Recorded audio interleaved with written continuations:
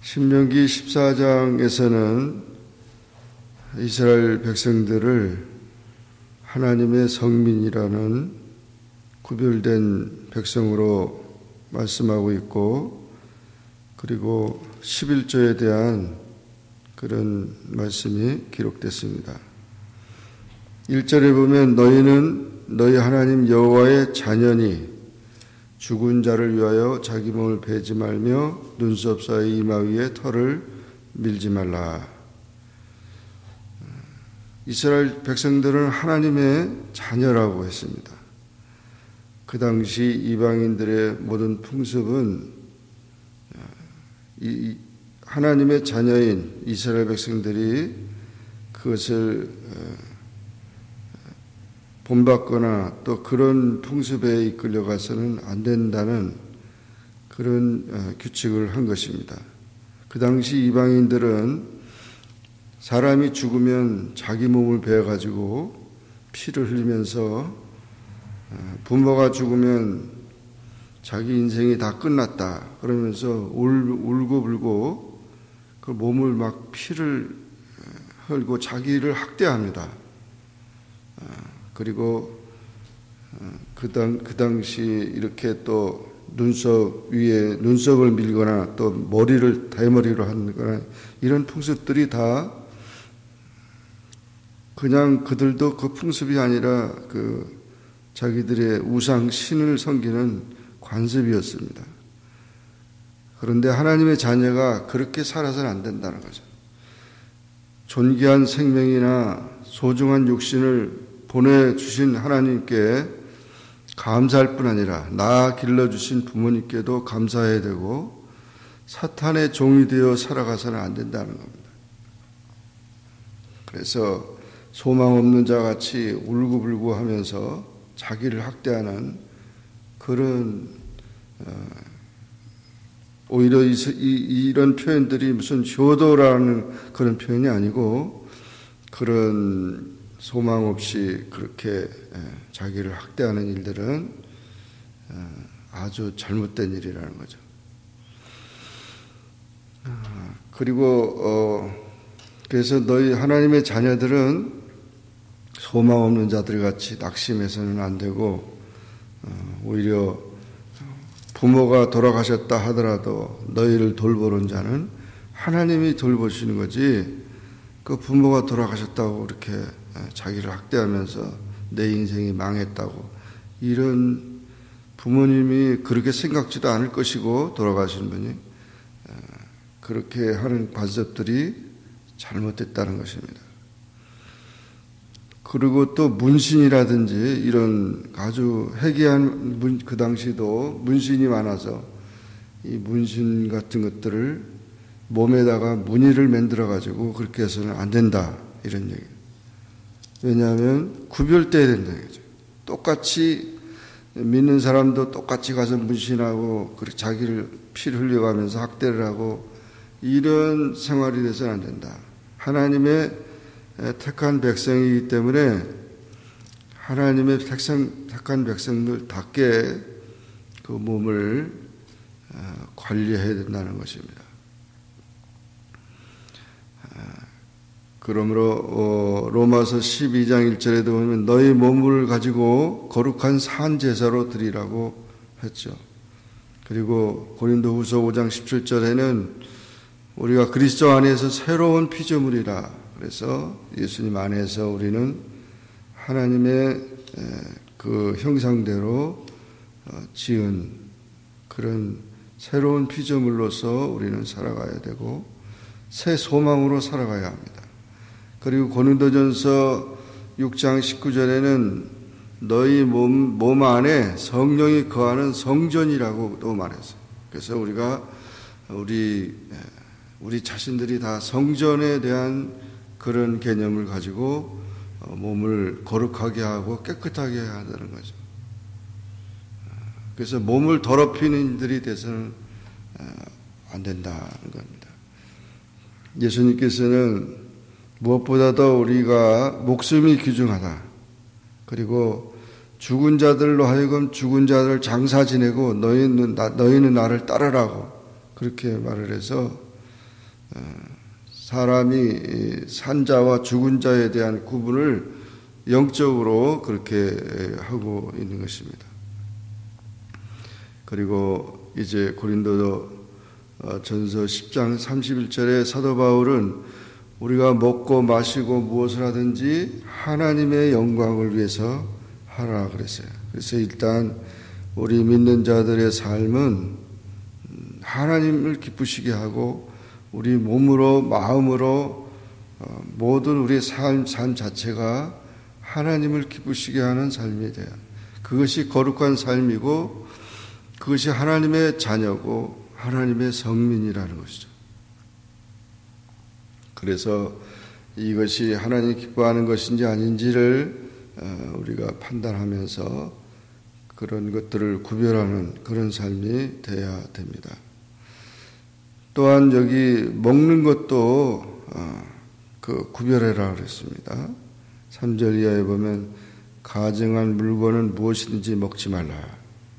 그러면서 굽이 갈라져 가지고 새김질하는 것은 너희가 먹고 그렇지 않은 것은 먹지 말라 이렇게 얘기를 했는데 짐승 중에서도 그리고 물고기 중에서도 지느러미와 비늘 있는 것은 너희가 먹고 그 없는 것은 먹지 말라. 새 종류에서도 이렇게 쭉 얘기를 했는데 이런 너희는 너희 하나님 여호와의 성민이라 무릇 스스로 죽은 것을 먹지 말지니 그것을 성중에 구구하는 계기에도 주어서 먹게 하거나 이방인에도 팔아도 가하다 뭐 이런 식으로 얘기를 했는데 이런 먹는 문제도 그 당시에 그런 제사 음식이나 우상 숭배하는 음식이 거의 다 그냥 이런 종류였다. 그래서 신앙적인 면에서도 구별해야 되고 그걸 먹는 걸 그리고 이들의 그 먹지 말라 하는 모든 것들을 보면 모두가 다 좀 아주 혐오 식품이죠. 그래서 잘못 먹었다는 독이 생기거나 그런 것입니다. 물론 이것은 신약 시대에 와서는 그 베드로가 이 먹지 못할 짐승의 보자기에 쌓은 것이 내려오면서 환상 중에 보면서 그런 모든 것들을 다 먹으라고 그렇게 얘기를 해서 결국 신약 시대에서는 그것은 다 이방인들을 상징하는 것으로 나타나는데 그 먹지 못할 것이 다 이방인들이 먹었던 거죠. 그래서 신약 시대에 와서는 이제 다 먹어도 되지만 그렇다고 그 먹는 것, 먹고 마시는 것도 하나님을 영광 돌리는 그런 입장에서 먹게 했습니다. 그래서 율법의 시대는 지금도 유대인들은 그렇게 지켜가고 있지만 우리는 이제 뭐 돼지고기도 먹고 다 먹지만 조심을 하라는 거죠. 그래서 다 먹는 것은 다 이제 먹을 수 있지만 그러나 하나님 앞에 감사하면서 기도하면서 먹으라는 거죠. 그래서 심지어는 이 먹는 음식도 그렇지만 문화적인 것도 술이나 담배나 마약이나 뭐 이런 것도 놓고 기도하면서 하나님 감사합니다. 이거 먹고 건강하고 그냥 그 뭐 이런 그런 기도할 수 있으면 먹으라 이거죠. 근데 그런 게 안 되면 먹지 말라. 우리 몸에 좋지 않은 그런 것들을 먹어서는 안 된다. 그래서 우리 몸이 술독이 되고 우리 몸이 그 굴뚝이 되지 말라. 어떤 목사님 설교하는데 노인 목사님이 굴뚝을 만들고 이 술독이 돼가지고 그렇게 몸을 망가지게 하지 말라 이런 얘기를 했는데 그런 모든 타락된 삶에서 사람들이 좋아하는 모든 것들은 다 그 세속적에서 아주 그 좋아하는 사람들이 좋아하는 것은 다 타락된 요소이기 때문에 우리는 그것을 구별해야 된다는 것입니다. 그래서 하나님 앞에 영광이 되고 하나님 기뻐하시는 그런 삶이 되어야 된다. 오늘날에는 먹고 마시는 모든 것이 너무 많은 것을 우리가 먹고 마시기 때문에 문제가 더 심각하게 된 거죠. 이런 모든 것에 대해서 우리가 절제하고 또 하나님 기뻐하는 그런 삶으로서 우리가 살아가야 된다는 것을 말하고 있습니다. 그 당시 풍습 중에는 사슴의 목을 따가지고 막 빨대로다가 피를 빨아서 먹고 그런 일들이 지금 봐도 아주 무서운 일들인데 그런 풍습들이 많았기 때문에 이런 얘기를 하고 있는 것입니다. 그래서 그런 먹는 것 모든 것도 다 우리가 구별되어야 된다는 거죠. 그 다음에 이제 22절 이하에서는 11조에 대한 말씀을 하고 있습니다. 너는 마땅히 매년 토지소산의 11조를 드려라. 마땅히 드리라는 말은 의무적인 것을 말하는 것이고 매년 그 소산의 11조를 드리라. 그래서 여호와 앞에 하나님의 성전에다가 11조를 어떤 사람은 자기가 원하는 대로 막 아무데나 막 보내는데 그것은 아니고 선교 헌금이나 감사 헌금과 달리 11조는 의무 헌금이기 때문에 자기가 예비하는 자기 성전에 드려야 되는 것입니다. 그리고 하나님을 경외하는 것을 배우는 것이라고 말했고 그것을 그 택하신 곳으로 다 가져가기 어려우면 돈으로 바꿔가지고 가져가서 그것을 드리라고 했습니다. 그래서 이스라엘 그 백성들에게서는 예루살렘에 성전이 있기 때문에 그 성전에 가서 그들이 1년에 3번씩 절기를 맞을 때마다 가서 제물을 사가지고 그렇게 해서 드리는 일들이 있었던 거죠. 그러면서 지금은 이제 봉급생활 되고 매달 드릴 수도 있고 매주들 드릴 수 있고 하지만 이 11조의 생활은 매우 귀중하고 그 11조를 통해서 레위인과 또 나그네와 고아와 과부들을 또 돌보면서 함께 그것을 나눌 때 그리하면 내 하나님 여호와께서 너희 손으로 하는 범사에 복을 주신다고 말씀해서 11조를 드리는 것이 하나님을 경외하는 것이고 또 온전한 11조를 통해서 하나님 기뻐하시면서 축복하신다는 말씀을 하고 있습니다. 마가복음 12장에 보면 예수님께서는 과부의 헌금을 칭찬하셨습니다. 많은 양도 중요하지만 그 많은 양보다도 중심에 그 정성을 다해서 드리는 그것을 기뻐하시기 때문에 마음 중심으로 드리는 예물이 되어야 된다는 것입니다.